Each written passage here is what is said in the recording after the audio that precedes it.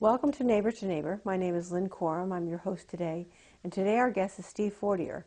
Steve, thanks for joining us. Thank you, Lynn. Thanks for having me. Really anxious to have you here. And we'd like to start our shows with you telling us about yourself, because that's what this is about, our neighbors around us. So tell us a little bit about yourself. Thank you. Well, my neighbor connection is more professionally, but most of my 25 years of professional life have been spent here in Brattleboro with different organizations in town, and currently serve as executive director of the Meeting Waters YMCA, which serves many kids and families here in the Brattleboro area, and we have an office at Marlboro Graduate School. I have my wife is our co-director of the Meeting Waters YMCA. She serves as senior program director, is her official title, but we consider ourselves co-directors, and we have two teenage children who work for us at our summer camp. They're there right now as we speak. Family affair. It is, yeah. It's been great in that way. And where do you live? We live in Alstead, New Hampshire. Uh-huh. And so that's a bit of a hike to come in. Yeah, what a beautiful ride, though, huh? Yeah, right along the river. It's a great commute. Yeah, and there's lots of nice options for getting to Brattleboro. It's been enjoyable. It's a nice way to start a day for sure. Get thoughts together and plan out my day. Now, you mentioned you were in you've been around the area for 25 years. Yeah. So what other things have you done? How long have you been with the Y, or what other things have you done previous? Yeah, Sue and I have been with Meeting Waters YMCA for almost 11 years now, and prior to that, my first professional involvement in the Brattleboro area was with the creation of the Leadership Project back in 1987. That program was focused on youth-adult partnerships for community change, and we received national recognition for one of 10 exemplary prevention programs in the country in 1990 on Capitol Hill from the Federal Office of Human Services, and statistically speaking, the changes that we helped to stimulate by involving a wide variety of teenagers and adults working arm in arm was significant. So that's what we were recognized for. And then for the 4 years after that, I served as the lead consultant in helping other communities around the world to adopt and adapt, as we would say, our model that we had created here in Brattleboro, the Bellows Falls area, the Townsend area, and then a fourth site in Ipswich, Massachusetts. Now, that Leadership Project, is that project still going on? Because we have an asset. We have an asset development thing with the schools. And I'm involved with that. I was co-creator of that initiative more recently. And so in different forms, I would like to think that a lot is still going on. I mean, that was really the idea behind it. So just locally as an example, John Bentley's adventure camp that he's probably running today with a bunch of kids at the high school's ropes course would be part of that got initiated as part of the Leadership Project way back in the late 1980s. So of the West River Valley area, the community partnership there, the prevention partnership, that was born from the Leadership Project. So I think that a lot of the roots were set back in the 80s, and a lot of great things are still going on in different places. Teen Adult Dialogue Nights we created, and I know it's been a while now, but when there was the last time, there was a lot of conversation about what was going on in the Harmony lot.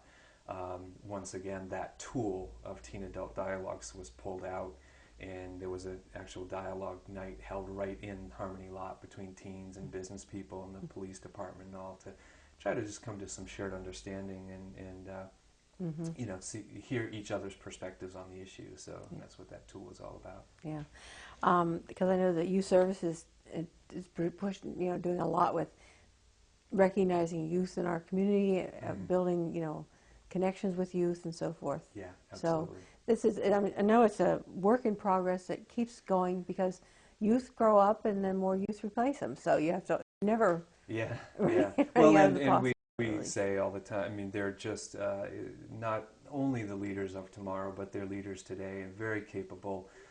Just as an example, there's a book that's now being used in thousands of communities all over the world that was written by 4 Academy School students and 4 Brattleboro Union High School students back in 1992. Really? Working with me. They were part of the Leadership Project, and they wrote a book for other youth leaders, and I know of examples from all over the world where I've heard from folks that are using the book to help, again, to provide young people with a tool to help bring their leadership skills forward and be involved in the community. And just as an example that we cite in the book, the young people that helped to write the book actually had done team building work over the years with Brattleboro Police Department in the early 1990s when Bruce Campbell was the police chief, and he really embraced the concept of community policing.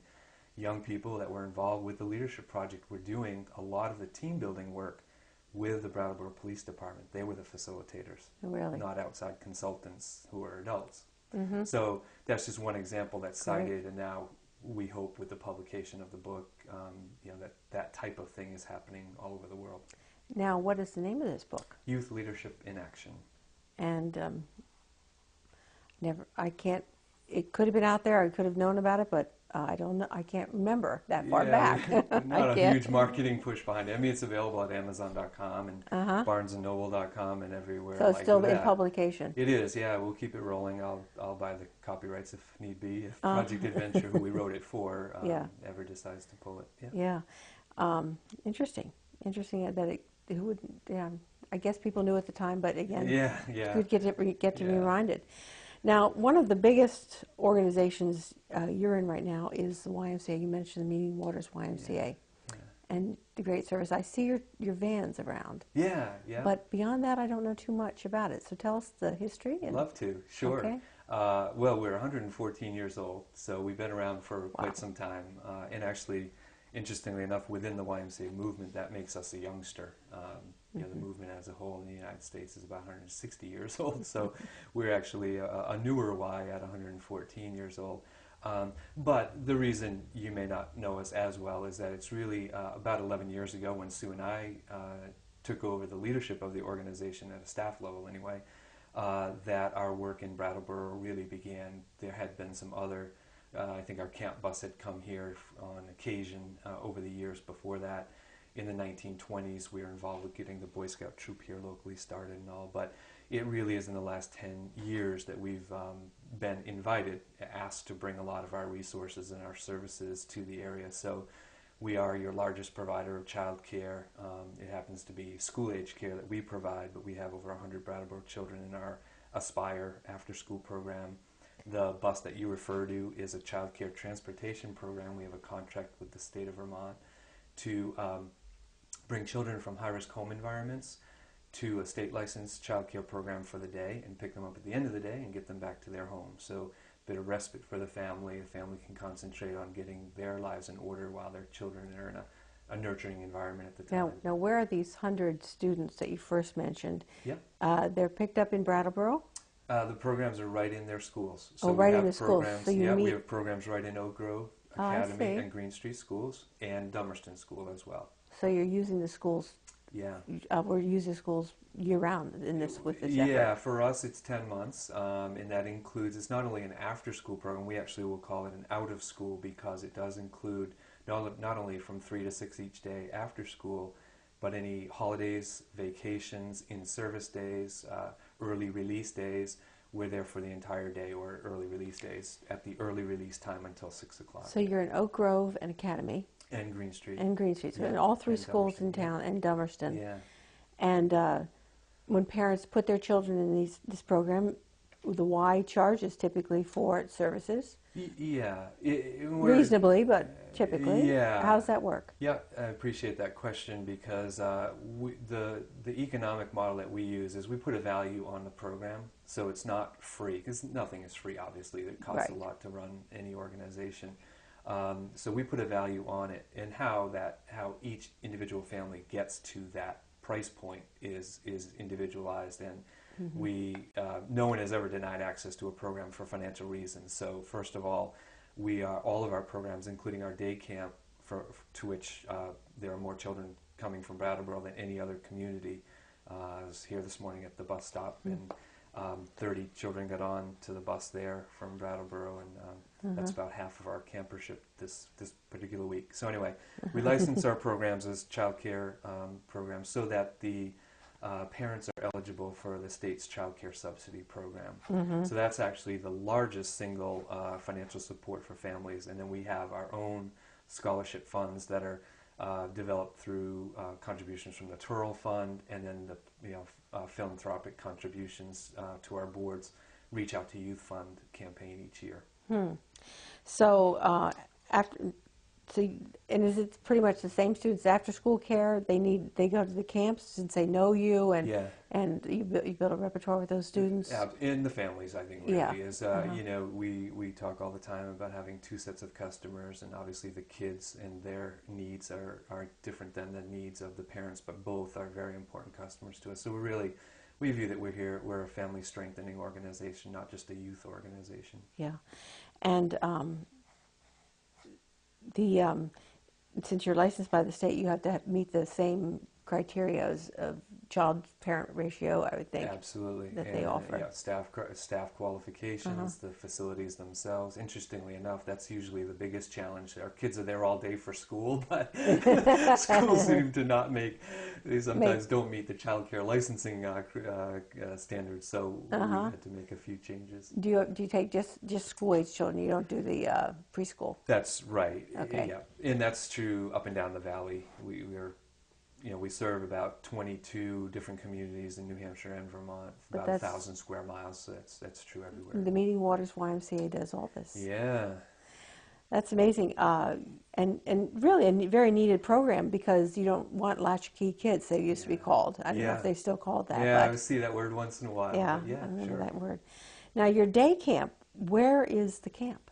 It's in Springfield. It's just off of 91, right on Route 5. So it's actually easy on, easy off, even for the families from Brattleboro. And we provide busing every day from 13 different communities in New Hampshire and Vermont. We run 3 buses every day. So just this morning I met the bus and the parents and children at the stop here in Brattleboro, which is Green Street School.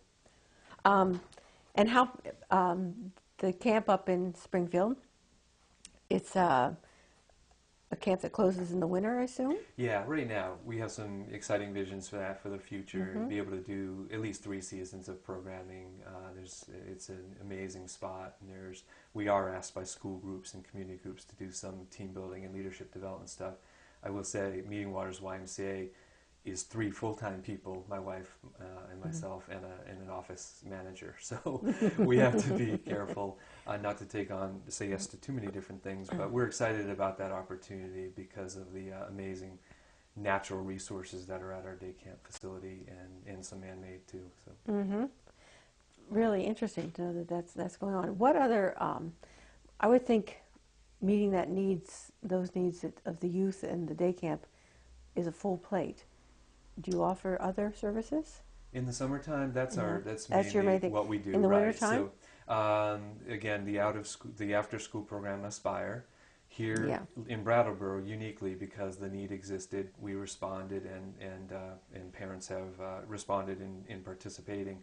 We run a snow days program, so that came about 7 years ago.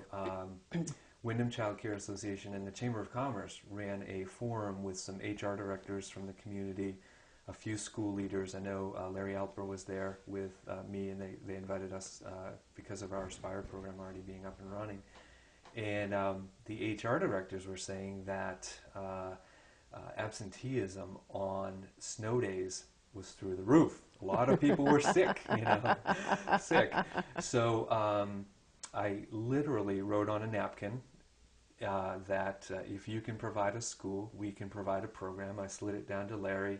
By 2 o'clock that afternoon, I had a commitment that he had secured a commitment from Bob Neubauer that Green Street School could be used as a central location. That was my desired place.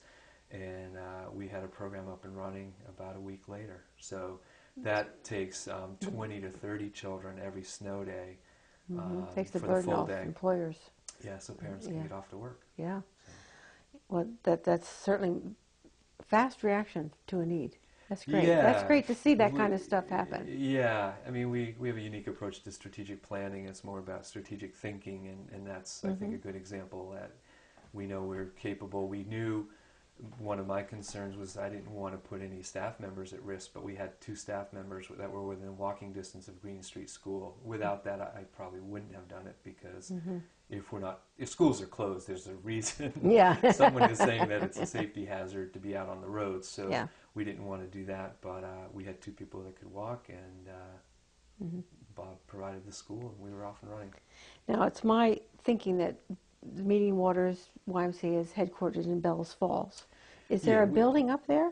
There is. It's an old Grange Hall, but we consider ourselves a non-facility YMCA, or as I like to say, a Y without walls. Because that's really, we do very little, programmatically speaking, from that building. Essentially, it's where our administrative office is. It's centrally located. We have after-school programs in Chester.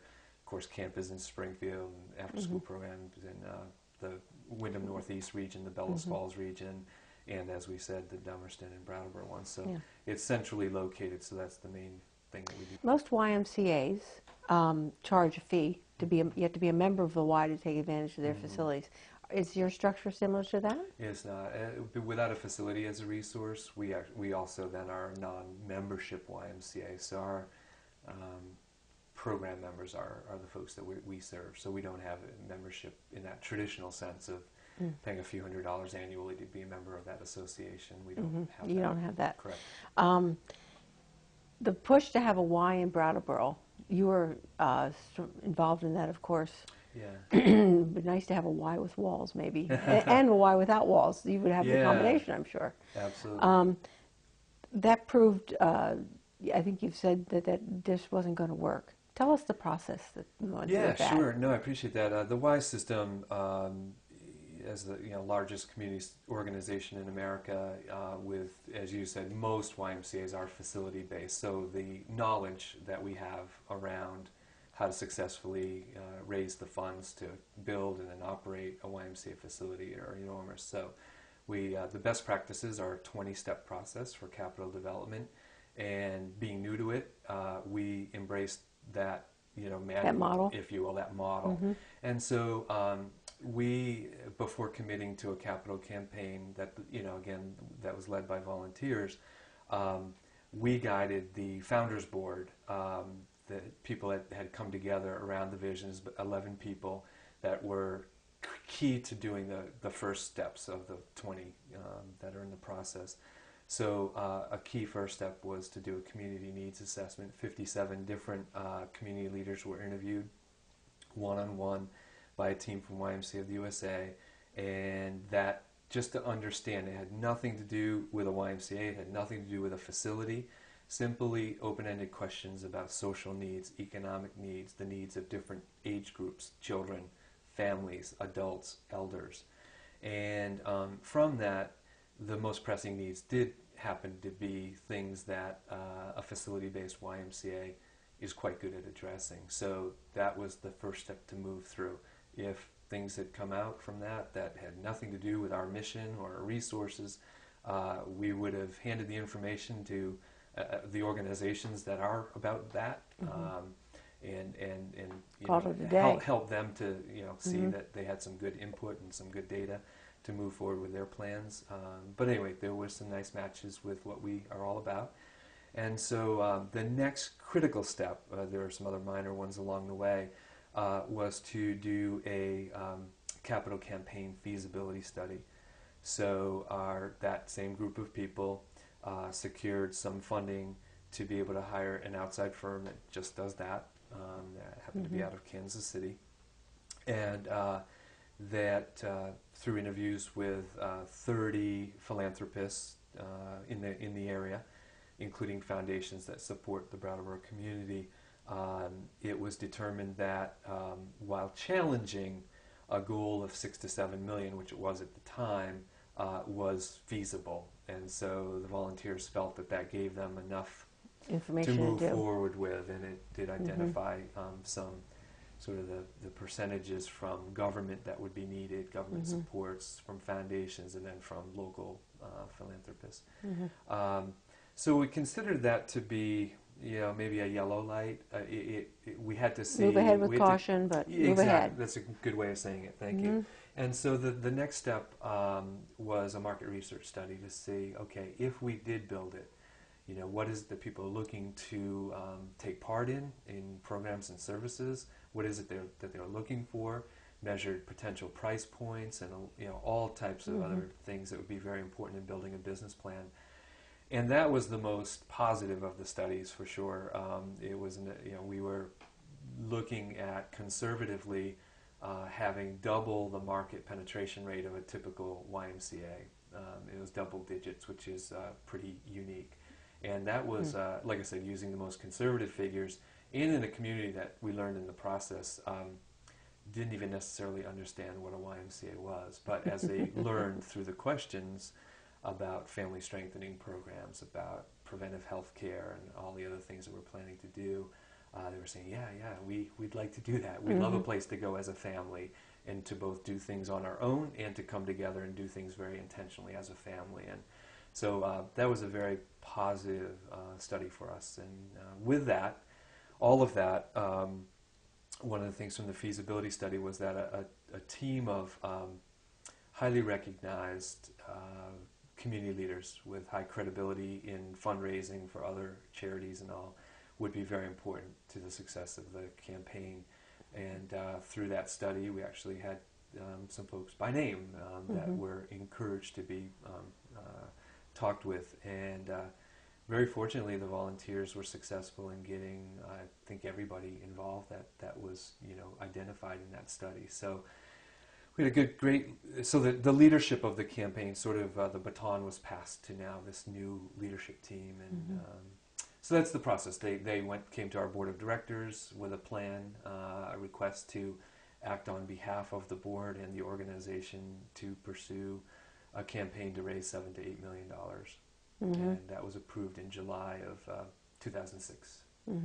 So campaign went on for a few years, and it just wasn't successful. It's the easiest way to say it. Yeah, and so we had to make the decision before we ran a fairly successful inter-family campaign. Our staff, our board, the volunteers that were involved in various committees. By then we had a collaborations and partnerships committee, we had a marketing committee, we had a government relations committee, we had a bunch of different subcommittees, and so all of those volunteers and our staff were what was considered the inner family, and of course we had to make our financial commitments before we could ask anybody else. And it was really at that point that we decided that it wasn't, before we went out to the larger community, we needed to get more in place on the foundation, and in that process we decided that we probably ought to wait now. Well, there's a tremendous amount of competition for the dollar in this area, and a huge number of, there's some private stuff, tennis, squash, swimming, you belong to those things, and they're really pretty reasonably priced compared to other areas. So whether you give up that, and then there's so many organizations in town, nonprofits asking for money too. So my wife just did her graduate research project on basically a review of the nonprofit sector in Windham County and Brattleboro more specifically, and it's definitely a unique place in all of America as far as the concentration of nonprofits. So that's absolutely true, and that probably was a barrier, not only to our campaign, but for any future things. I mean, the hospital obviously has a well-earned reputation and all, and I think that they could be successful at any size campaign, but I'm not sure any other organization today, anyway, looking to raise $5 million or more would be successful at it. That's what I'm thinking. So what do you see the future looking like for the services that you can offer? Yeah, well, I mean, the community will help us to answer that in part, but on our end of the things that we're taking the initiative on, health promotion is a big deal for us right now, and for 3 years now we've been pursuing our Activate Windham County public health initiative, and I coordinate that for the organization, and part of that is being extremely active in the leadership of the Fit and Healthy Kids Coalition. Right now, we have a 1-year grant from the Vermont Department of Health in partnership with the Fit and Healthy Kids Coalition. We're using a new YMCA tool called the Community Healthy Living Index with Brattleboro, the Deerfield Valley, and Westminster, Vermont. They applied to us with a plan for how they would use the Community Healthy Living Index and the people that would be involved at a volunteer level to play the process out. But it basically is the most comprehensive health assessment tool available in America today. and it was created by our partners at Stanford University School of Medicine, Harvard School of Public Health, and St. Louis University School of Public Health, drawing from the best of 110 different health assessments that are out there. And what we're involved with here locally is assessing the environmental and policy supports for within after-school programs, child care programs, schools, workplaces, neighborhoods, and ultimately in the fall, the community as a whole. So not about programs and services, but about the things that, like I say, environmental and policy supports that would help every single person, not through a program, but every person in where they live, work, learn, and play, have the healthy choice be the easy choice for them. Now, give me an example of an environmental support. Environmental support would be, let's just pick a school that and it's a hot topic, of course, in every town, including mine, what's offered for lunch, what's offered for beverage. It includes things like what are we doing for fundraisers. So if we have a whole message on health, but then are using candy bar sales for all of our fundraisers, there's a little bit of a disconnect there. So it's really about aligning all of our messages, all of our commitments toward health, rather than having some disparate things that are actually working against the message that we're putting out there almost all the other times. A Rotary meeting just a few weeks ago, Don Webster's walking school bus, someone recognized him during the brag section. Perfect example. So rather, Don and his wife walk area children from their neighborhood to Green Street School every morning and back home at the end of the day. So a walking school bus. But so having walking be the chosen mode of transportation within certain distances. Do sidewalks connect most neighborhoods to the recreation areas in that part of town? Are fresh fruits and vegetables readily available in all of our neighborhoods? So what are the little local markets providing for food, and is it healthy, or if I go to a little market down the street, is all that's available to me potato chips and soda? And we might want to focus on changing that then, so that fresh fruits and vegetables are readily available for families. So you would the word change in there, changing that. Say, are you talking about things like the Avenue Grocery Market and the Putney Road Market? Just, I'm picking What's an in there? example. I mean, without... Because you can't go in there and tell them what they have to Absolutely. have in things. No, but I think... You'd give them a little sticker on the door that they passed the test? No, we do a similar thing with the Fit and Healthy Kids Coalition, though. If you go to Living Memorial Park, you'll see our little logo next to the healthy food and beverage options that are available at the pool. So you sticker out the certain objects. We do, and that's a great idea. Maybe we will do that But one thing that I would want to make clear is that we as the YMCA, and actually we as the Fit and Healthy Kids Coalition even, this isn't about us pointing fingers or challenging anyone. It's the community itself. So 2 volunteers from Brattleboro, in fact, in that case it was Wendy Cornwell from the hospital and Sarah Brennan from the town planning department, are 2 of the volunteers on the Brattleboro team. They happen to co-facilitate the assessment process at Green Street School with a wide range of stakeholders there. So there's 2 parts to each assessment. The first is the assessment phase, and then the second, about a month later, is a discussion and improvement planning, and that one will include even more people. Well, I think that fills our time. Wow. So we thank you very much. You've given us a tremendous amount of information. And so thank you so much for coming, Steve. And we thank you for watching. You've been watching Neighbor to Neighbor. My name is Lynn Coram. I've been here with Steve Fortier. We thank you for watching. Have a good day.